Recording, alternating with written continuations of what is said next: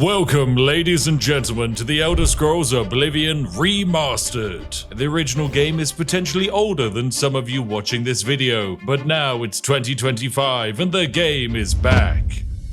In the time between the original release, I have exploited, bugged, and glitched it many times. Oh, and I have created some incredibly broken things. But this is different. This isn't just another Oblivion video. We have a remaster from new developers who've had years to fix all of the absurd exploits of the game. And fix, they have. The scroll item duping glitch, yep, that's gone. Dorian infinite paralysis money glitch, yep, that's also gone. And so with that, ladies and gents, I have to say that I am in fact certain that yes, Oblivion Remastered will be a perfectly balanced game with no exploits. But just to be safe, just in case some exploits remain, I have to play the game. And if we want to break this game, we're going to need a legendary being to push this game to its limits. We're going to need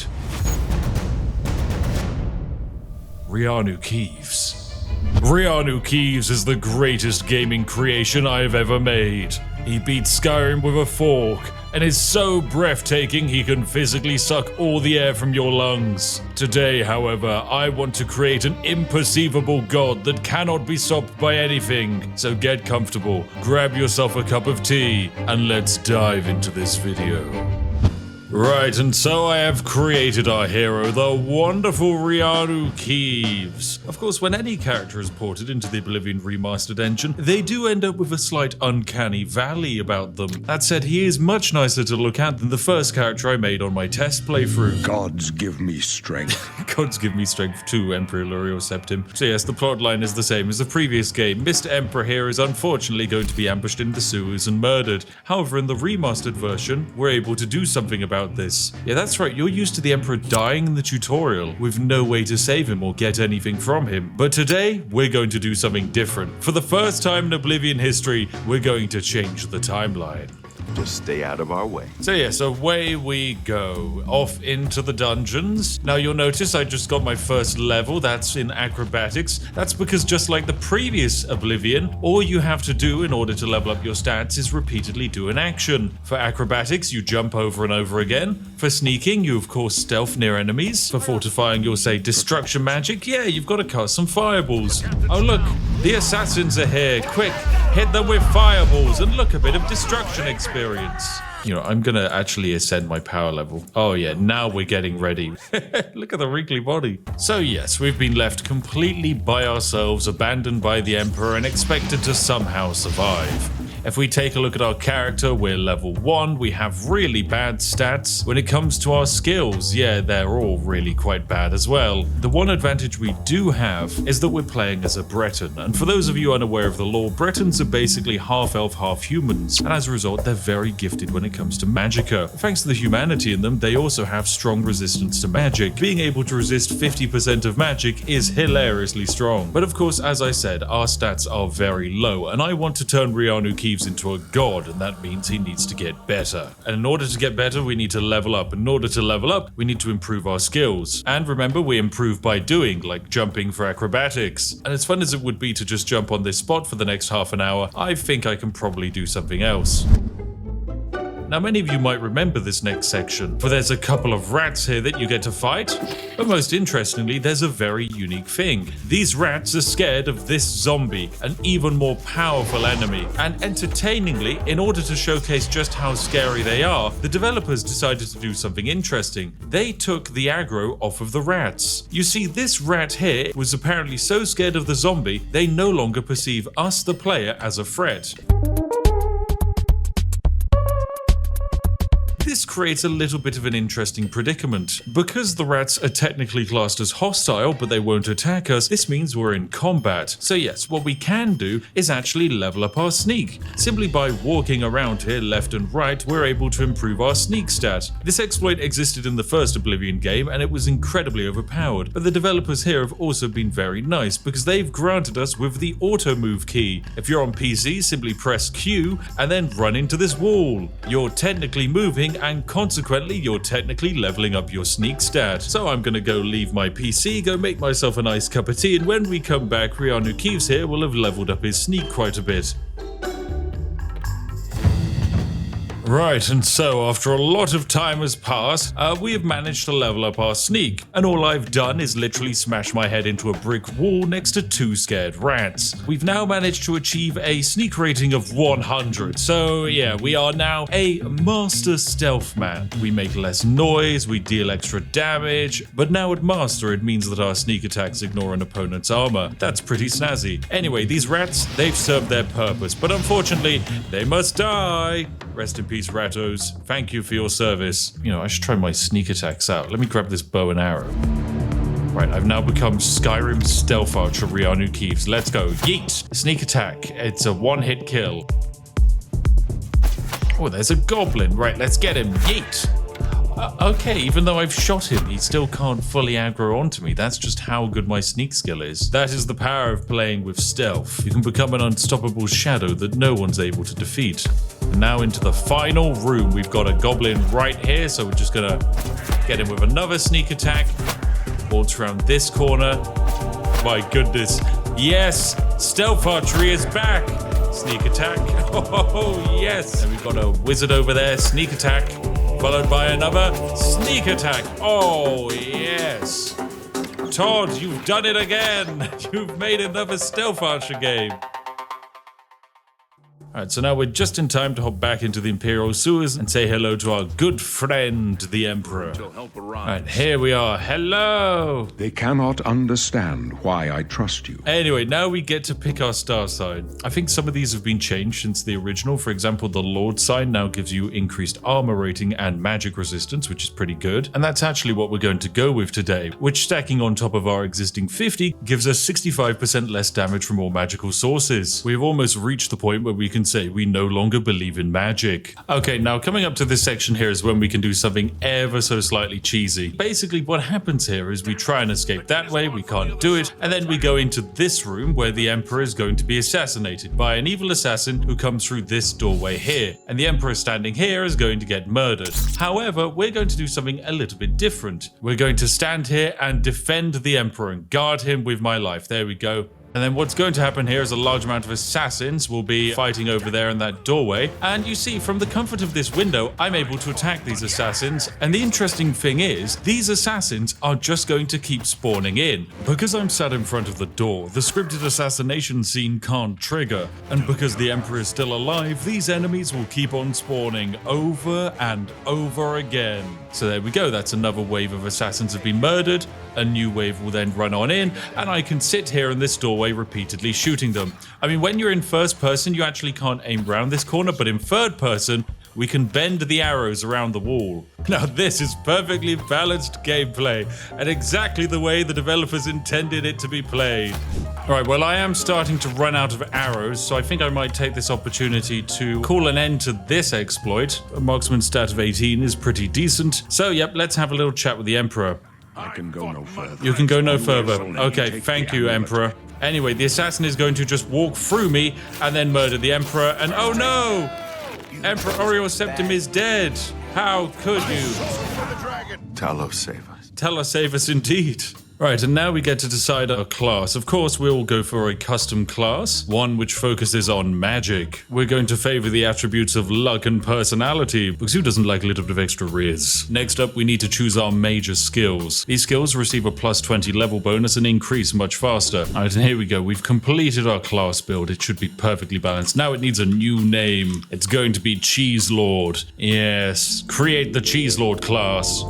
Now we can go into this room here where the assassination happened, and we just look at this. It's a nightmare. Oh, we found the body of Glenroy. He's just stacked underneath him, beneath a pile of 700 assassins. Oh, there's some of my arrows. I'll take those.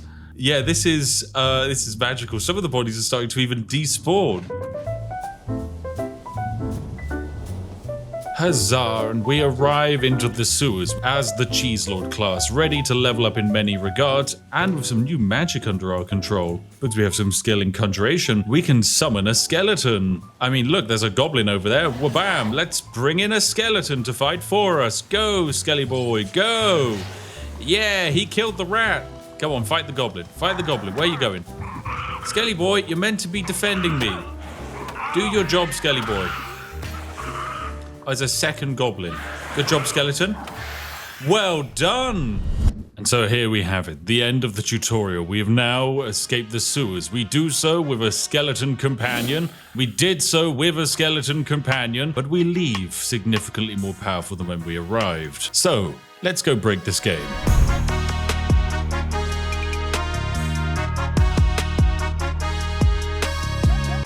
Right, so I've crossed over to Vulverin, where we finally have ourselves a bed to sleep in. Now, sleeping in a bed is great, because it's the only way to actually level up. So we can have ourselves a quick little nap, and wha-bam, we've ascended to level 2. From here, we can then sink in some skill points. Intelligence and willpower are both great for mages, agility is great for archers, and personality is great for people trying to break the economy. Now, of course, we start out with a fair amount of advantages on our side, but we have only 69 gold. Nice. So we need to make more money. We also need to become more powerful. We need to truly break the game. Now, unlike most starts, I'm not going to run straight to the market district and start duping scrolls. That's because that exploit was removed from the game. Instead, we're going to use a different method. But first, we need to tidy up our inventory a bit, and that means a trip to Wayne Priory. This is going to allow me to hand off the Amulet of Kings to the Master of the Blades, so that way I no longer have any quest items in my inventory. I'm Brother Joffrey. Here, I brought you the Amulet of Kings. Well, this cannot be. So there we go, we've dropped off the amulet, so my inventory is now nice and simple. We have no quest items, we only have a bunch of rubbish. Now, with this bunch of rubbish, we're going to do something pretty crazy. We're going to make ourselves a lot of money.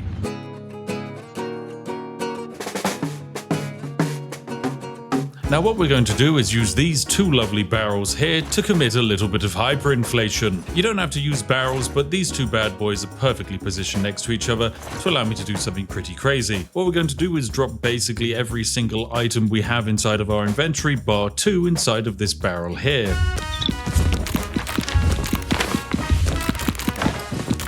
All that I've got left in my inventory are 35 lockpicks. Not exactly the most useful item in the game, but we're going to do something quite magical with them. For you see over here, we have a chameleon scroll. It's worth 58 gold. So with our inventory safely stored in this barrel, we're going to head on over to the empty barrel, press F so that way we can bring up our own inventory and safely deposit in our 35 lockpicks. Now this exploit is rather simple. You have the item on the left, which is what we're going to be duplicating, and the stack of items on the right, which determines the quantity we're going to get. We have 35 lockpicks, we have 1 chameleon scroll. Once this exploit is complete, we will have 35 chameleon scrolls. Now remember, this game has had years to patch all of these exploits, and this development team has done their best to tidy up as many of the glitches as they can. And yet, this duplication exploit is as simple as dragging from the right side of the screen to the other, then simply clicking on the item inside of your inventory, and it will be sent back into the barrel. Now what we have is 35 chameleon scrolls inside of a barrel, and our 35 lockpicks. That's quite interesting indeed. But it doesn't just work with scrolls, it can work with pretty much anything. This potion of healing, for example, that's going to be mightily expensive indeed. So we'll drag our lockpicks back over, select the potion of healing. Did I just duplicate my own gold? I just did. I just dragged the scrolls over and it just duplicated my gold. It's doing it again. Oh my goodness. Okay, so basically, when you drag the item over, it tries to target something in your inventory to duplicate to this quantity.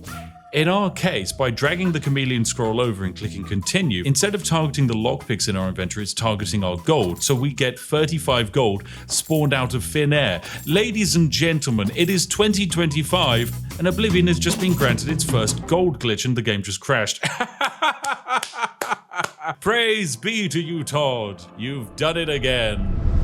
Okay, I'm back pulling off this exploit again, and it's just really weirdly broken. The inventory transfer system in this game is just scuffed. So basically, I can drag this chameleon scroll into my inventory, click continue, and then it just picks an item from my inventory and just makes more of it. So I now have 104 Ken Boulette cap. I can aim it over here, and there you go. I get 35 clay bowls. If I aim it down here, what do I get? Oh, I get some clouded funnel caps. Very fun. What if I aim it right up at the top? Wha-bam. It's more clouded funnel caps. All right, and so we can just keep doing this over and over again and getting a whole bunch of items. We now have 208 potions of healing that we've just summoned into the world. Am I over encumbered? Yeah, I'm over encumbered.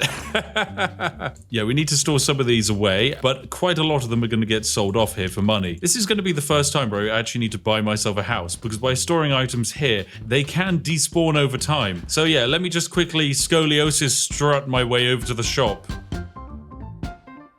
Good day.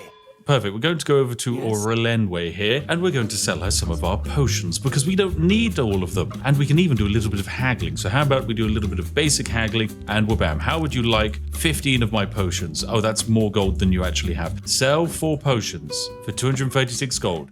Perfect. It works. Sell 29 potions of healing for 171 gold. Yes, go.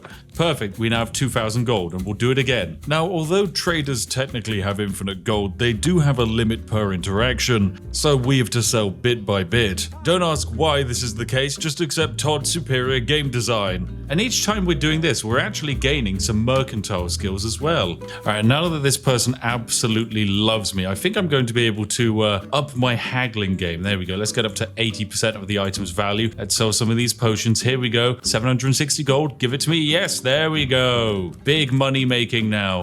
And there we go. Just like that, we've sold all of our potions of healing, and we now have 13,000 gold in the bank. Splendid. Now with the money we have in the bank, we're going to go over to Calandal here. We want something expensive to duplicate, like a grand soul gem. So we'll buy 1 grand soul gem. I appreciate your business. For 344 gold. Thank you, Calandal. Then we'll go back out into the market.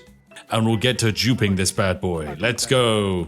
Just gotta find myself some barrels to put stuff in. Alright, so we'll safely drag out these soul gems onto this. Oh crap, the game crashed again.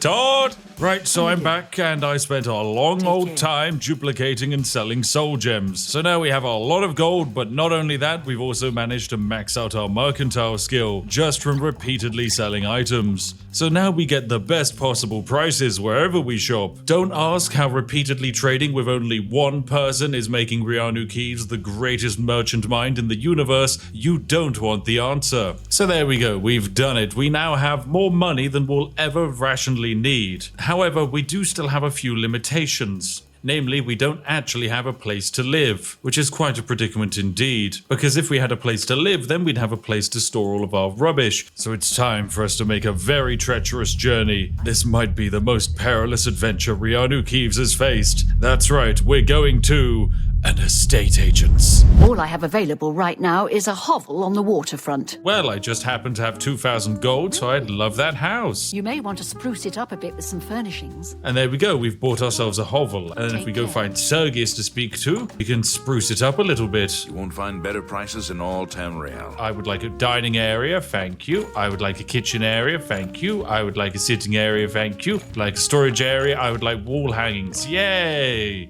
I've now bought everything for my house in the Imperial City. Very cool. Right, okay, with the house purchased and all of my rubbish picked up, I've slowly waltzed my way, and I mean very slowly waltzed my way across the Imperial City, just so I can get to my door.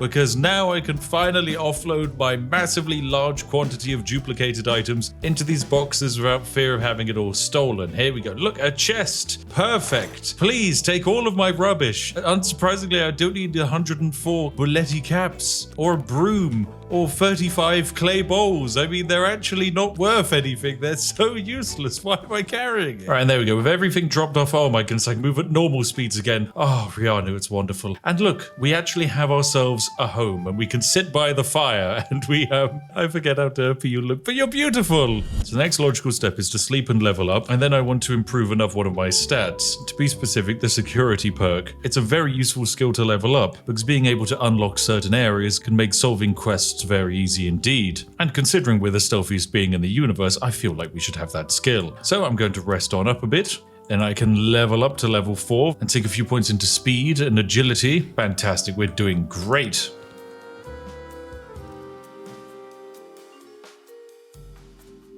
Anyway, right, what we're going to do is level up our security stat, and the way you would normally do this is by lockpicking things. Now, the interesting thing about the lockpicking minigame is you get experience from setting a tumbler in the correct place and also successfully picking the lock, or even failing to pick the lock. All of these things grant experience. So yes, we could repeatedly fail this lock over and over again and get experience, but then we'd run out of lockpicks. Alternatively, the smarter way to do this is to push up the tumbler and then have it set in place, like so. From here on out, we can do something very entertaining. If we click, you'll notice that, ooh, the level up sound just played. That's very interesting indeed. But we're not getting into this lock. Oh, well, ladies and gentlemen, that's because someone over at Bethesda accidentally made it so that when you click your lockpick upwards, you gain experience. But if the tumbler is set in place, your lockpick isn't damaged. This means that every time we click our mouse button, we get security experience without there being any risk at all. So of course, I'm just going to hold down my auto clicker and I'm going to gain a decent amount of security experience without doing anything at all. And there we have it, ladies and gentlemen. I do believe we have completed security mastery. Huzzah! Yes, 100! All it required was Reanu Keeves here sitting in front of a door, repeatedly jiggling the lock over and over again for 10 minutes. He didn't even unlock the lock in the end, but hey, he's still the greatest locksmith in the universe. That's just how video games work. Yes, with all of that extra experience, I'm going to go back into my house and have another little sleep. Well, today we've got a great offer at Spiffco. The first 15,000 people to like this video won't be visited by Reanu Keeves in their sleep tonight. Isn't that great? What a shame for all those who didn't like the video in time. I won't forget you. Right, back to the video. Now that Reanu Keeves is the wealthiest and stealthiest man alive, it's time to make him an absolute god when it comes to combat. And so for that, we'll start by purchasing some absurdly overpowered items. Starting here with Hamloff Redtooth. What do you want? He sells the Spectre Ring. Now, interestingly, if you've ever played Oblivion before, you've never seen this item. That's because in the original game, Hamloff here was meant to sell it. However, the developers accidentally put this item inside of a random NPC you can't trade with. As a result, the item existed in the game but could never be obtained. Luckily for us, Hamloff here is ready to part with it, and it's a very powerful thing indeed. So for the low cost of 8,000 gold, it is now ours. A fine bargain for you. Right, so we've grabbed some improved equipment and now we can start popping it on. Wabam, we're looking a bit more snazzy, yeah! Do the colors clash? Yes, they do. Does it matter to me? No, because I am now shiny and glowing. I can even put on this ring, but when I do, I gain a little bit of chameleon, which means I'm now partially invisible. Morning. However, I am still detectable. This NPC, for example, knows where I am. And that is because if we go into our current status effects, you can see that our chameleon is only at a magnitude of 25%, meaning we are 25% undetectable. So my goal is pretty simple. I want to become completely imperceivable in this game. If your character has 100% chameleon, they no longer become registered by the AI. When in the hands of a mage character who can use conjuration magic, that generally trivializes certain aspects of the game. So we need to do a couple of quests to get some items to help buff our chameleon stat.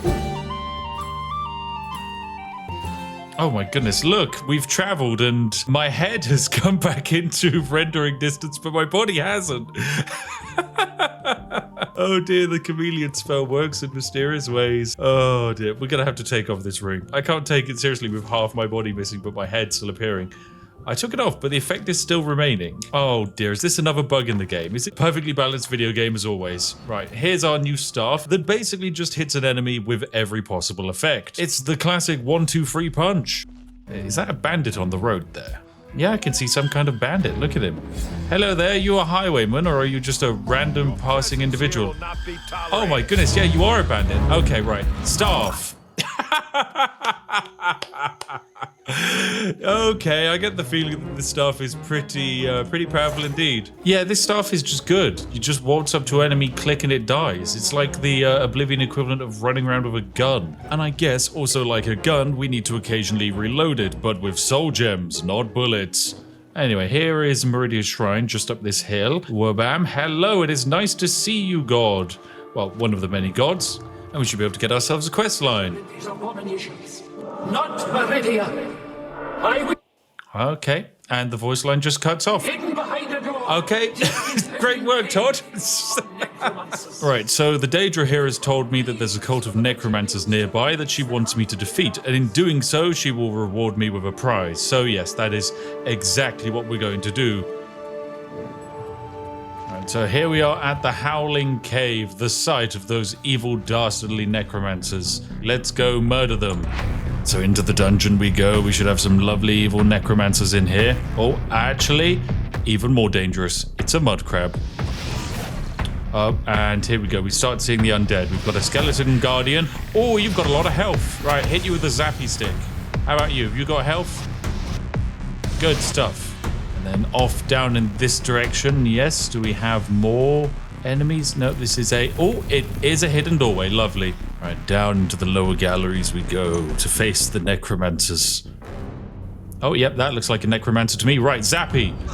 And Fireball. Oh, no, he immediately got some of his health back. Right, hit him with a Zappy stick. Zappy stick. Zappy stick. Zappy stick. Oh, my Zappy stick is out of power. I'm going to die here.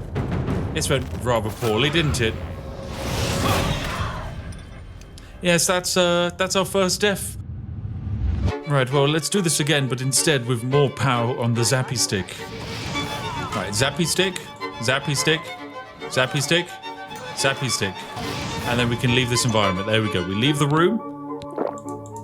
Okay, we have probably 2 more charges on Zappy stick.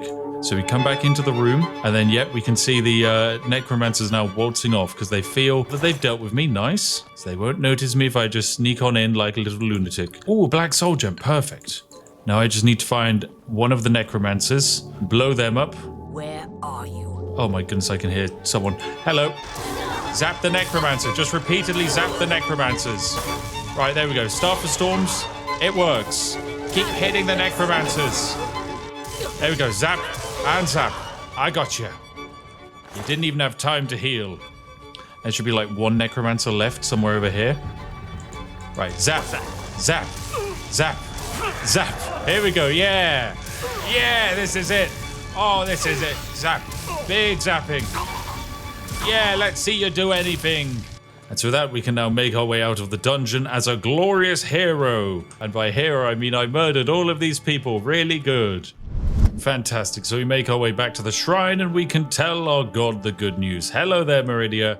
Guess what? The Necromancers are dead. Creatures were an affront to all life. And so just like that, we have been awarded with the wonderful Ring of Khajiit, which we can wear at the same time as our other Spectre ring. Now, what does the Ring of Khajiit do? A great question, I hear you say. Well, we can check out our magic system here, and you can see that the Ring of Khajiit is giving us 35% Chameleon enchantment. For that exact reason, we are now at a magnitude of 60 Chameleon. We are even harder to detect. When we stealth better than anyone. However, we're still missing a further 40% of the Chameleon stat before we can become truly invisible to this entire game's universe.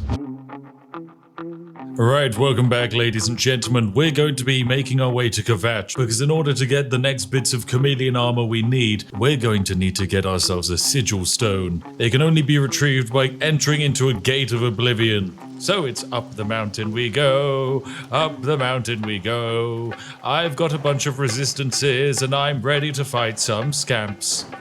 Oh yes, things have gotten spooky, and look at that, it's an Oblivion gate! Looking better than ever before. Stand back, civilian. Oh, stand back, civilian. I'm no civilian. I am Reanu Keeves. Now, of course, because I am higher level, instead of there being just standard imps here, we have an entire flame Atronak instead. They're spicy, aren't they? Some would say. Alright, there we go. I'm just going to repeatedly hit you with a bow and arrow. Ow, you tickled me. Ooh, ow. See how much damage I took there. Oh, and that did a grand total of 2 damage. Because of our 65% resistance to magic and then a 20% resistance to fire, yeah, heading into a gate of fiery hell actually isn't that bad for us. So yes, we need to make our way through this area and go find ourselves the sigil stone at the top of a dastardly tower. My goodness, this little guy is running at me. Hello, sir. Hello. Hey, don't hit me. I'm weak to physical damage. I don't like attention. Okay, do I know any magic that's better than that? I suppose I could just summon a Scamp instead. Here, come, fight for me, Scampy. Get it, Scampy, aim your shots better. Okay, look, Scampy, if you're going to be part of the team, you've got to do better. You don't fade out on me, Scampy. We had a moment. Yeah, this is one of the problems with the Oblivion leveling system, in that I've cheesed it so much that the enemies are now significantly higher level, and sure, I'm wearing really fancy armor, but most of my weaponry, it's still terrible. Alright, hit Flame Atronak with a soul trap. I want to steal your soul. No afterlife for you, friends. There we go. You've been sizzled, and I've captured your soul. Perfect. Now, by capturing your soul, I can start easily recharging my lovely staff of instant murder here. Alright, up the tower we go.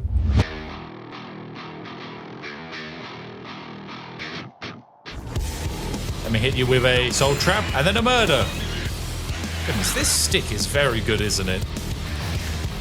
Demora Kinreeve, you're significantly more powerful than what I'm meant to be facing in this area. Oh, is that a second one? I've got to face a second one? Seriously? Now recharge my staff. There we go. Recharge. Wait, does that use the entire soul gem? Is it destroyed? Oh, I should have brought way more soul gems on this mission. Oh, we're in for a bad time. We're in for a very bad time. I really thought this was just going to be a wonderful walk through the park as I slowly, instantly murder people with my staff. But no. Come on, Scampy, do all the fighting for me, please. Oh, Beansy died. Okay, second Scampy, go. Come on, Scamp, do something. These arrows do basically no damage. And you've died, so I summon another one. And yeet. And yeet. And oh, forget it. Run, run! All we need to do is get that sigil stone. We don't necessarily have to actually kill everyone. Good luck trying to catch Reanu Keeves. He's speedy. And here we are. We have the sigil stone ahead of us. This is where the fun now begins. You're going to want to drop down yourself a save game. Because what happens is when we go up to the stone and interact, the game will then give us a sigil stone with a set of enchantments it can provide. If those enchantments are not chameleon, we're going to reload the save. This allows us to infinitely reroll whatever stone we get. So here comes our first stone. A lovely humble ascendant sigil stone, and if we click on it, it gives us damage fatigue on strike and fortify fatigue on self. Unfortunately for us, that's not what we're looking for. So we just click escape and load game. So we're back once again to pick up the sigil stone, and what do we get this time, Todd? It's going to be a new one, and it's fortify health and damage health on strike. Todd, I don't want that one. Okay, third time's the charm. This is it, Todd, I'm feeling it. It's another fortify health, absorb health on strike. Todd, that's not what I want. Oh, we did it. Oh my goodness, we finally did it. It's an Ascendant Sigil Stone, which provides Chameleon on self. Yes, this is it. It's fantastic. There we go. That's what we're looking for. So what we're now going to do is just allow this plane of Oblivion to close, and we're going to make our way on out of here. Cool, we made it back, and I'm sure they're going to be mightily impressed. Unfortunately for them, I'm not going to actually stick around and save Kvatch, because no, that sounds like a lot of effort. Instead, I'm going to head on over to my house, and I'm going to do some dubious things with this new enchantment that I have access to. Fantastic, right, I've cleared out my inventory so that there is only 2 items remaining, 15 weak potions of healing and an Ascendant Sigil Stone. So I'm just going to duplicate the items like so, and wha-bam, we now have 15 Ascendant Sigil Stones. It really is that easy. Now here's the thing, Todd might want revenge on us, but there's no way he can get to me, because now I have everything I need. The Spectre Ring and the Ring of the Khajiit. These are 2 very wonderful items, and of course by equipping both of them, my Chameleon is at 60%. It's good, but it's not quite perfect. So I'm going to grab 2 pretty terrible items, rough leather boots and rough leather cuirass. With them, we're going to be able to make some sneaky boots. Wha-bam! Let's pop that bad boy on. And then finally, with the rough leather cuirass, we're going to be able to make the hide-and-seek world champion. There we go, our final enchantment. And just like that, when we pop on all of these items, yes, we don't have any trousers on, but that doesn't matter, because in the active magic effects, our chameleon is at 110%. So now, with the way that we are decorated, we are unable to be perceived by anyone. What? And he can see me provided I interact with him. But as soon as I stop interacting with him, this man cannot see me. He's not even looking at me. He doesn't understand why he's walking into a solid object. Quite powerful indeed. But the thing is, we can actually do some more cheesy things. You see, with a bow and arrow, we can endlessly stealth. In front of us is an Imperial Watch Guardsman who is unable to perceive me. I mean, look, I can't be detected. And so, of course, I can just shoot him. This causes a little bit of a problem because he has been attacked. But he is unable to know from where he has been attacked. Do you know where I am, sir? No, you don't. You cannot know where I am. So I will repeatedly shoot you in the head for 3 times sneak damage. Where are you going, sir? Come back. Don't you want another one? And so, just like this, I can repeatedly sneak attack the guardsman over and over again. Where is he running off to? Are there any other innocent civilians around here for me to level up on? Ah, yes, here's one.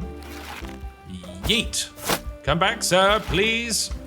I'd like to talk to you about your extended warranty, sir. Oh, no. I know some people talk about Vikings wanting to die in glorious battle, but no, this is the pose you want to strike. And you know what? Seeing as we're a decent enough level now, I think we go after a high-powered sword. Yeah, I think we go for Umbra. That's right. In the previous video, it was the sword we went for and had to fight a lot to get, but no, I believe as a being of 100% chameleon, we should find it significantly easier to kill Umbra. So yes, we're running straight on over to Vindazel to go and claim a mighty sword.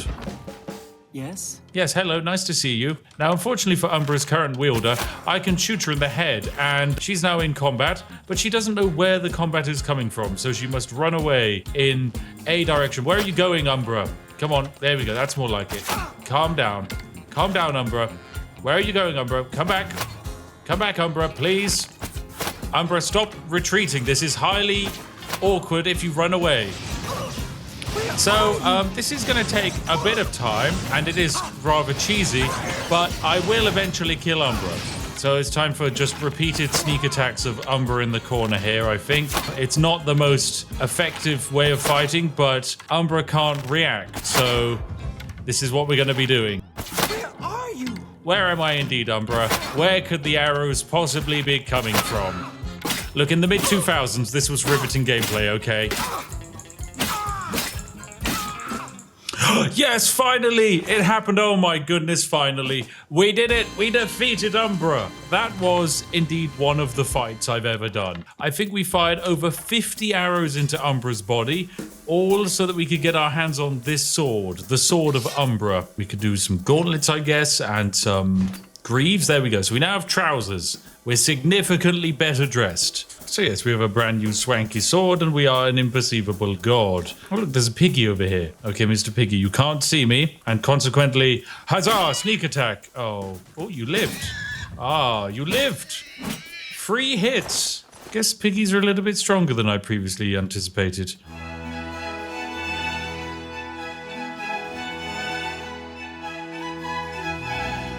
Right, so after fighting Umbra, it's become relatively clear that we're not exactly incredible. Yes, we can't be detected, which means we can't die, but we also struggle to kill every single NPC in the game. And so that means we need to get more powerful. So I have one final goal today. We're going to kill the most annoying NPC in this game. No, I'm not talking about the adoring fan, he's beautiful. We're after Lazare Milvan, a snobby Breton noble in Skingrad. But of course we've learned that our weapons aren't the most powerful, so we need a new solution of easily dispatching NPCs. And for that, we're going to fast travel up to Chadinal. Yes, once you arrive, simply run on outside of the gates, start making your way up the hill to Fort Farragut. It's an area that you can access at any point in the game, and it's very useful indeed, because it holds 10 horrifically overpowered items. Now, of course, this is technically a dungeon. I mean, there's a large amount of undead skeletons around here and all that kind of fun stuff, but we don't need to worry about that. Instead, you're going to use your cheated security skill to just break your way through this door here. Then we're just going to run past all of these incredibly overpowered skeleton warriors. There are various floor traps to keep an eye out for, but, you know, we can just dodge past most of those. And then finally, at the end here, we have ourselves the special room. In this little space here, you'll actually find the bed of a Dark Brotherhood associate, and this is where he's been hiding out and doing a fair bit of work. But most importantly, in the corner here, we have this little barrel. And inside this barrel, oh, it's 10 poisoned apples. Now, you might be thinking that, a poisoned apple doesn't exactly seem that powerful. After all, if you check the game's Wikipedia, all it does is 10 points of damage per second. Most NPCs in the game have more than 10 health, so that's not exactly going to be useful. Well, the special thing about the poisoned apple is its effects are permanent, and it ignores all poison resistance. This means that if an NPC consumes a poison apple, they will die. Now, this barrel does restock after a certain amount of time, however, a real intelligent sausage will just be using the item duplication exploit to grant themselves an infinite amount of poisoned apples. So with our poison apples secured, it's time for us to head on over to Skingrad and meet this highly annoying gentleman. And just down the road from our entrance, we have the home we're looking for. Lazare Milvan, yes. Here he is. Hello, let's say hi to him. You are obviously of low birth. How incredibly rude. This is literally the equivalent of Nazim from Skyrim, and that means he's just distasteful. Leave me and I will spare you. Now he tells me to go away. Now that's quite rude indeed, but instead we're going to do something different. We're going to engage in a little bit of theft. You see, by crouching on down, we are of course undetectable, and in this state we can do some pretty sneaky things, like take all of his food away, which is exactly what we're going to want to do. Now, NPCs in Oblivion are fully simulated. They have day-night cycles, whereby they sleep, wake up, and eat food. However, if there is no food to hand, the NPCs must find food and consume that instead. In my case, I've basically taken away all of the food that this gentleman can have access to. Sorry, Lazaire, there's no food around. And now, with my level 100 sneak skill and perfect invisibility, I'm going to do a cheeky little bit of reverse pickpocketing. Yes, we're going to take one poisoned apple and place it inside of his inventory. So now we need to do is wait for his designated time to eat food, which in the case of this gentleman is at 8 PM. I know he's a little bit of a late eater. So we're about to wait until 7:58 PM, and in just 2 minutes time he is going to start his dinner time, which is fantastic. Why is he just following me around? Sir, you can't actually see me. AI, just stop pretending that you can see me. Excuse me, but you have to leave now. I need to lock up. Now, because it's nighttime, he's asking me to leave his house, which is understandable, even though he technically can't perceive me, but you know, it's just the game bugging out. So yes, we'll leave the house, crouch on down, and then immediately go back inside. At which point he should now be ready for dinner. As we have removed all food in the world, he now takes the poison apple outside of his inventory and eats it. And just like that, we murdered a man without actually murdering him. Now, when the guards come along, this man died of purely natural causes. What a shame. The poison apple has absolutely no counter in Oblivion. There is nothing that any NPC can do to stop Reanu Keeves now. If this is their only source of food, they will eat it at some point, and then they will die. With this, we can kill anyone. Right, and there we have it, ladies and gentlemen. We've proven that the Oblivion Remaster is indeed a perfectly balanced game. We have taken Reanu Keeves from a level 1 scrub and transformed him into something incredible, something imperceivable. Of course, there are so many more exploits in Oblivion that I've discovered over the last few days, and I'd love to show them off if it's something you're interested in. So hop on down to the comment section and let me know if you'd want to see the adventures of Reanu Keeves continue. Anyway, as always, thank you very much for watching, and a special thanks to all of our Patrons and YouTube channel members for making this all the more possible. And I'll see each and every one of you in the next one. Have a lovely day, and goodbye for now.